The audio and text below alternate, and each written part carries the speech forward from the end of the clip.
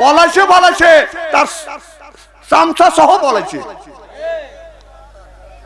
দেশে আগুন লাগাইয়া জনগণকে মারিয়া পালিয়া সাইরা গেলা ঢাকা, রাজধানী আছে এখন ফাঁকা। ও বুবুরে রাজধানী আছে এখন ফাঁকা। কথা কর না কে? ওই যে খেলা হবে খেলা হবে, শামীম ওসমান বলে না, ওবায়দুল কাদের এখন কাকা করে না। কথা কর না কে? খেলা হবে খেলা হবে, শামীম তোমার বলে না, ওবায়দুল কাদের এখন কাকা করে না। দেশের শত কোটি টাকা মেরে দিল্লিতে আসে লুকোয়ে, রাজধানী রইয়া গেছে ফাঁকা, রাজধানী আছে এখন ফাঁকা। ও কাকুরে রাজধানী আছে এখন ফাঁকা। কথা কোন? ওই আলেমদের ফাঁসি দিয়া কত খুশি হইয়াছ, নিজের আইনের ফান্দে নিজে ধরা খেয়েছ। যখন ঠিক কিনা? আলেমদের ফাঁসি দিয়া কত খুশি হয়েছ, নিজের আইনের ফান্দে নিজেই ধরা খেয়েছ। এখন তোমার ফাঁসি হবে জনগণ সেই দেখিবে, এখন তোমার ফাঁসি হবে জনগণ সেই দেখিবে। অদলে বদলে হবে ফাঁসি, জনগণের মুখে দেখছি হাসি। ও আফুরে জনগণের মুখে দেখছি হাসি। কোথায় রলেন হাসান দাদা, কামরুলের ওই কাম সারা। এ কামরুল ইসলাম কইছিল যে বাঘের হাত থেকে বাঁচা যায়, হাসিনের হাত থেকে বাঁচা যায় না। আর হাসান দাদা খালি চ্যাটাং চ্যাটাং কথা কইছে। কথা কন? ওই যে কোথায় রলেন হাসান দাদা, এখন কামরুল ইসলাম এলোকে রাতে কি এগুনি বানানের মালিক কে? এখন তো দড়িয়ে দড়িয়ে লেওয়া লাগে, লাঠি হাত দিয়ে হাঁটো। আর তখন তোমার চ্যাটাং চ্যাটাং কথা কই গেছে এখন। এই জিনিস চিরকালে এক সমান যায় না মানুষের। কথা কন না কে? কোথায় রইলেন হাসান দাদা, কামরুলের ওই কাম সারা, পলকের চলক গেছে মমতাজের বুক ফাটা। মমতার সংসদে যায় না, আর ওই বুক তো ফাটে না। দরবেশ বাবা দাড়ি কাইটে খাইছে ধরা, রাজধানী হইয়া গেছে ফাঁকা। ও কাকুরে রাজধানী আছে এখন ফাঁকা। সিল্লেখন ঠিক কিনে শাড়ির আসল দিয়া, ওড়না দিয়া, হাতের পানি মুখের পানি মুছে দিয়া, দাড়ি দরিয়া চুমা দেয়। সুবহানাল্লাহ একটু জোরে কর। আর আমাদের বিবি দাড়ি দরিয়া চুমা দিবে, আমাদের দাড়ি নাই কে? 70 বছরিয়া বুড়া মানুষ মুখের দাড়ি কাটে, সাত প্যান লাগাইয়া সে রাস্তা দিয়া চলে, মনে নায়ক নায়ক ভাব, ও তার যৌবনের ভাব। দাড়ি কাইটে কদম ফুল, চোখে দেখে শস্যের ফুল, চোখে দেখে শস্যের ফুল, দাড়ি পাইকে কদম ফুল, মনে নায়ক নায়ক ভাব। কি লেগে গেছে? বউ কাছে বিবি তাড়াতাড়ি দেও। বউ যখন খাবার দিছে, কাঁঠালের বিচি ভর্তা তো খুব স্বাদ লাগছে খায়া, যখন অর্ধেক পেট ভরে গেছে তখন বিবি বলতেছে বিবি রে, আমি তো এবছর কাঁঠাল আনিনি, তুমি বিচি পাইলে কোনে? কয় আল্লাহ যখন দেয় আকাশ কইলেই দেয়। কয় কি হয়েছে? কয় ঘরের পিছনে যা দেখে জানলায় কোনো ফল ফলসি নাই, কে তরি তরকারি নাই, আমি পাবো কোনে? টাকা দিয়ে যে আল্লাহ কিছু বিচি দিয়ে গেছে, সেই বিচি আমি লিয়ে এসে ভর্তা করে বাইরে দিছি। তাহলে তখন বউ কয় তুমি এরকম করো কে? কয় আল্লাহ যারা খাওয়ায় এক জিনিস 2 বের খাওয়ায়, 50 জিনিসের পিছনে মাছি বিন বিন বেচি করে। কথা কন? আচ্ছা, আতরের দোকানে কোনোদিন মাছি দেখছেন? মুরগি মরা, গরু মরা, কুত্তা মরা, বিড়াল মরা, এই মরার পচার কাছে মাছি ভিন ভিন করে। তো ওরা হলো পচি, আর পচির পিছনে পচারা ঘুরতেছে, পচির পিছন থেকে বাই ছাড়তেছে, ওরা ওইটা শুকতেছে। বুদ্ধিমান হন, কোরআনের মাহফিলে এসে বসুন। কথা কি খারাপ বললাম নাকি? না, আমি জানি ঝিনাইদহ না, ঝিনাইদহ জেলার জাঙ্গালি গ্রামের যুবকেরা খুব ভালো, এরা মেয়েদের পিছনে ঘোরে না, তবে কম করে হলো 5-10টা করে ঘুরতেছে একটা পিছনে। এরা ভালো, একেবারে খারাপ না, খুবই ভালো। না না, তোমাদের রুচিবোধ একেবারেই কমে গেছে। এই যে বেচারাটা অসুস্থ হয়ে চলে গেল, তোমাকে তো অনেক শীত করে আল্লাহ ভালো ব্যাপারে কথা কন। তুমি তোর পিছনে ঘুরতেছ, যদি মারাও যাও তাহলে তুমি জাহান্নামী। আমার ভাইয়ের আমার, আবু জেহেল বড়ই গাছের বাদান বড়ই পেরে পেরে বড়ই খাচ্ছে। আবু জেহেলের বাদান ওই সময় বাদান আপনার ডায়াবেটিস ছিল, কথা বুঝতেছেন না? আবু জেহেল টকটা বাদান পছন্দ করতো, টক খাইলে বাদান ডায়াবেটিস একটু কমিয়ে যায়। আমার নবী যা বলে, চাচা ও চাচা যান, আপনি কি বড়ই খাচ্ছেন? আবু জেহেল দেখে বলে, ভাতিজা বড়ই খাচ্ছি না, আমি এখানে পাথর খাচ্ছি। নাউজুবিল্লাহ, একটু জোরে কর। আল্লাহর নবী বলে, মাওলা রে, আমি চাচার কাছে এসে বললাম, চাচা আপনি কি বড়ই খাচ্ছেন? উনি বললি তো হয়তো, হ্যাঁ ভাতিজা বড়ই খাচ্ছি। আবু জেহেল বলল, আমি পাথর খাচ্ছি। আল্লাহ ইন্নাল্লাহ আলিমুম বিজাতিস সুদূর বলার শেষ। আবু জেহেল আমার নবীর দিকে তাকাইয়া যখন বলছে আমি না পাথর খাচ্ছি, এই বলে গাছের দিকে বাদান তাকাইছে, গাছের সব বড়ই গুণে আল্লাহ পাথর বানাইছে। জোরকান আল্লাহু আকবার, নারে তাকবীর। আল কোরআনের আলো। তোমরা কি শিয়াল বের বেড়েছে? ও মতো বলেন না কে? প্যারালাইসিস দলিত আল্লাহ রে, আল্লাহ ভালো করে দেয়। আর সুস্থ থাকতে আল্লাহর নাম নেন না। এই শরীর দেওয়ার মালিককে, শক্তি দেওয়ার মালিককে, কণ্ঠ দেওয়ার মালিককে। মুহূর্তের মধ্যে আপনার কণ্ঠকে আল্লাহ স্তব্ধ করে দিতে পারে। সরকার পারে কিনা? স্তব্ধ করে দেওয়ার মালিককে। তাহলে আল্লাহর দেওয়া কণ্ঠ দিয়ে আল্লাহকে একটাবার ডাক দেন, ইয়ে আল্লাহ। মারহাবা, একটু জোরে কর। দেন শরীরে গরম আসতেছে না? যতই শীত ধরুক আল্লাহর নাম নিলে শরীরে গরম আছে।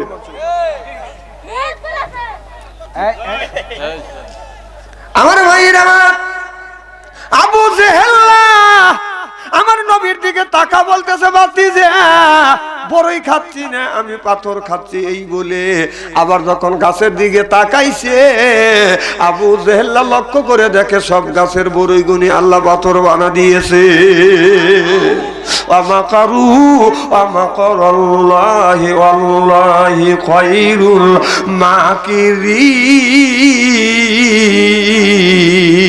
মাকিরিন।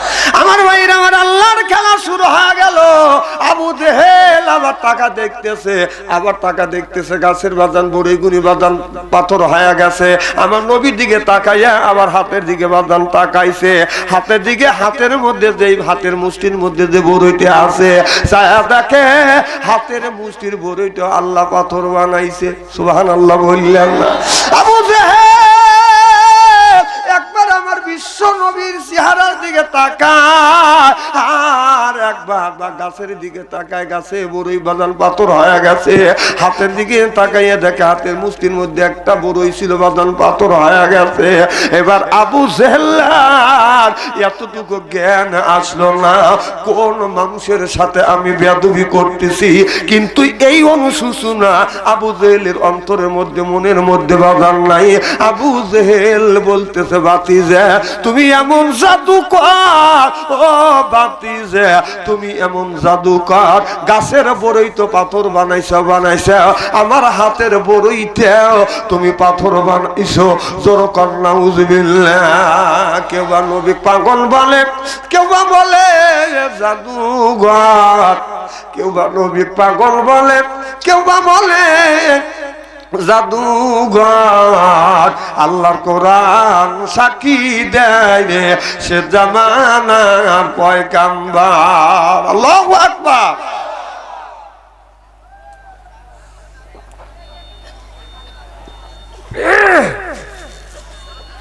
আমার ভাইয়ের, আমার কোন ক্রমেই তো আল্লাহর নবীকে স্তব্ধ করে দিতে পারে না।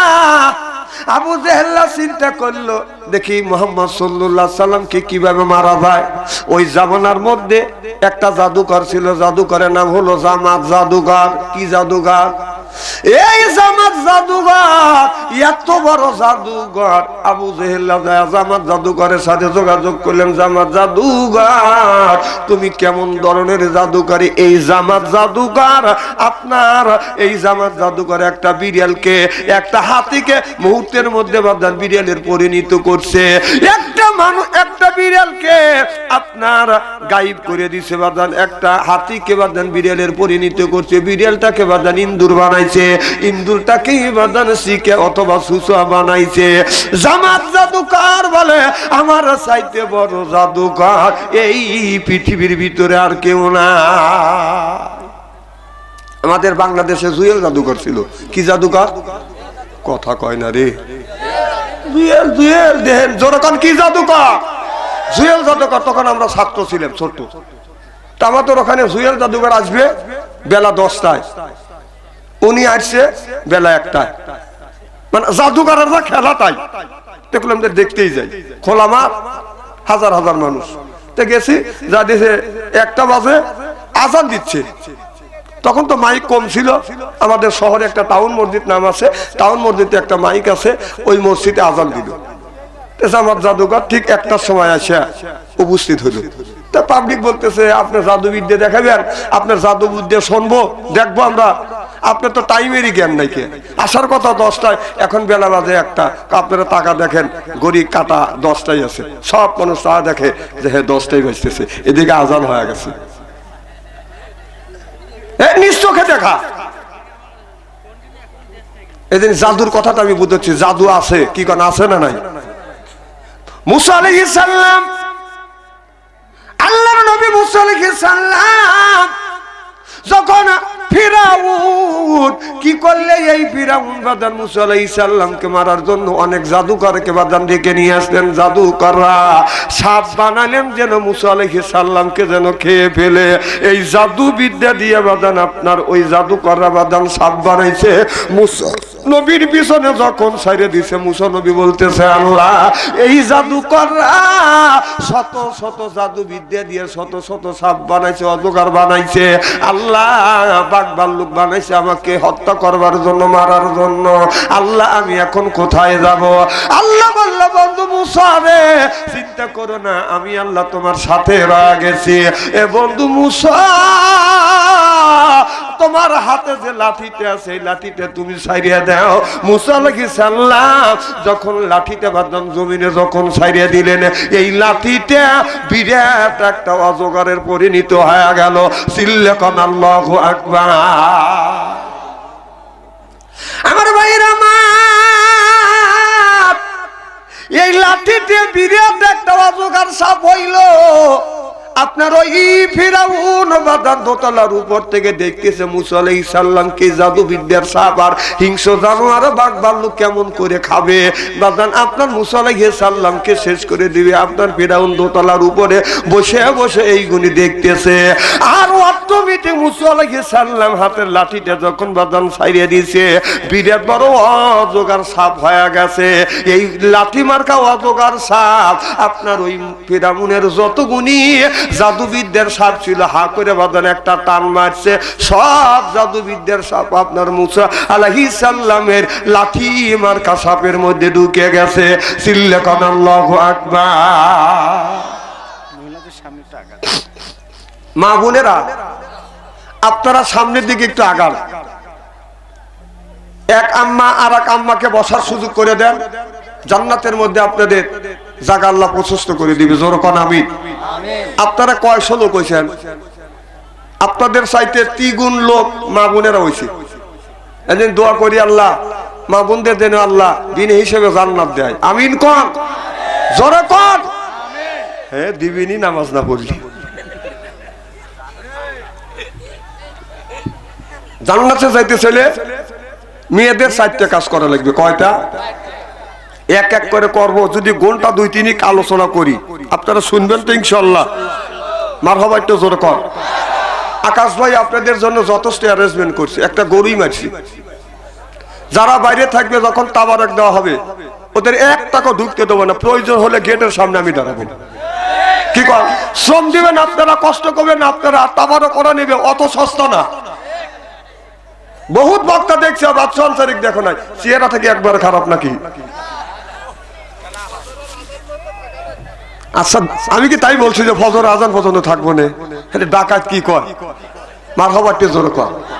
আমার ভাইরা আমার, এই ফিরাউন এই দৃশ্য দেখছে, দেখার সাথে সাথে ফিরাউন থর থর থর থর করে কাঁপতেছে। মানুষ কত বিটি হলে বাদান, কত আপনার ভয় পাইলে আপনার ওই মানুষটা বাদান থর থর থর থর করে কাঁপে। এই ফিরাউন ওর জীবনের শরীরে কোনোদিন বাদান একটা জ্বর আসে নাই, ওর কোনোদিন মাথাও ধরে না। এই জন্য ফিরাউন আল্লাহ আল্লাহ বলে বাদান দাবি করেছে, আমি এই দুনিয়ার বুকে আনা রব্বুকুমুল আলা, এই জমিনে হচ্ছে আমি একজন প্রতিষ্ঠিত খোদা। খোদা বলে দাবি করছে, জীবনে মাথা ধরে নাই, শরীরে বাদান জ্বর আসে নাই, এত ভালো মন্দ খাইছে। ফিরাউন 40 দিন পর পর বাদান পায়খানা করছে। মুসা আলাইহিস সালামের এই লাঠি মার্কা সাপ ফিরাউনের জাদুবিদ্যার সাপকে যখন গিলে খাইছে, এই দৃশ্য দেখে একদিনে ফিরাউন 40 বার পায়খানা করছে। চিল্লে কোন মারহাবা। মানুষ ভয় খাইলে, ভয় পাইলে পেশাব করে ভালায়, কথা কয় না। ছোটবেলা আমার মা আমার আব্বা যখন শাসন করছে আমাকে